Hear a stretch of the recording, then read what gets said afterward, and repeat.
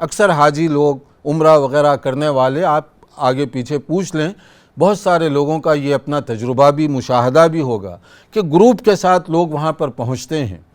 اب ہر ایک کی خواہش ہوتی ہے کہ گروپ کے ساتھ ہی رہیں۔ اب گروپ کے ساتھ رہنے کی چکر میں آپ دوسروں کو، کئی لوگوں کو نقصان پہنچاتے ہیں، کیونکہ اب مان لیجئے آپ کے ساتھ 10 آدمی ہیں، اب 10 آدمی اگر تندرست ہوں، ایسے گروپ بنا کر وہ چلتے ہیں کہ اگر کوئی درمیان میں کمزور اور ناتوان آدمی آ گیا تو سمجھو کہ وہ پس گیا، کیونکہ وہ اسے نہ آگے جانے کا موقع دیں گے نہ خود پیچھے ہٹیں گے، کیونکہ انہیں خطرہ ہوتا ہے کہ ہم اگر اپنی جو زنجیر ہے اس کو توڑ دیں گے تو پھر اس کی وجہ سے اور لوگ بھی اندر داخل ہوں گے اور ہمارا جو گروپ ہے منتشر ہو جائے گا۔ تو گروپ کو ایک جگہ رکھنے کا جذبہ اچھا ہے، مگر عمل بہت غلط ہے۔ اس کی وجہ سے جو دوسرے لوگ ہیں بڑی تکلیف میں مبتلا ہوتے ہیں۔ نبی کریم صلی اللہ علیہ وسلم کے زمانے میں بھی ایسے ہوا تھا۔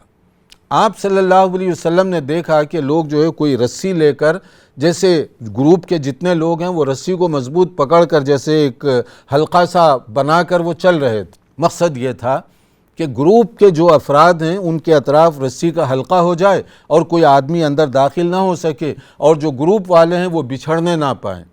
مگر نبی صلی اللہ علیہ وسلم نے دیکھا تو کیا کیا؟ قدہ بیدہ، کہ اپنے ہاتھ سے اس کو کاٹا، توڑ دو اس کو، قریب قریب مل کر چلو، چلنا چاہتے ہو، اگر گروپ رہتا ہے تو تب تو ٹھیک ہے، دوسروں کو تکلیف پہنچائے بغیر، لیکن اگر گروپ آگے پیچھے ہو گیا کوئی حرج کی بات نہیں ہے۔ یہ انداز ہونا چاہیے۔ یعنی مقصد کیا ہے؟ آپ صرف اپنے گروپ کی سلامتی کا خیال کر کے اگر چلیں گے تو دوسروں کے لیے ایذا رسانی کا سبب بن رہے ہیں، آپ دوسروں کو تکلیف پہنچا رہے ہیں۔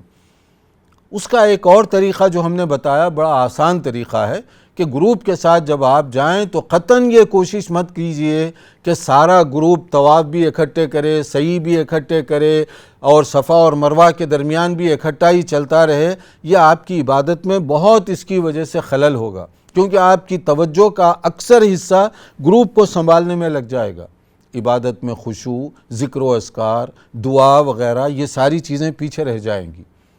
اس کا بہترین طریقہ کیا ہے؟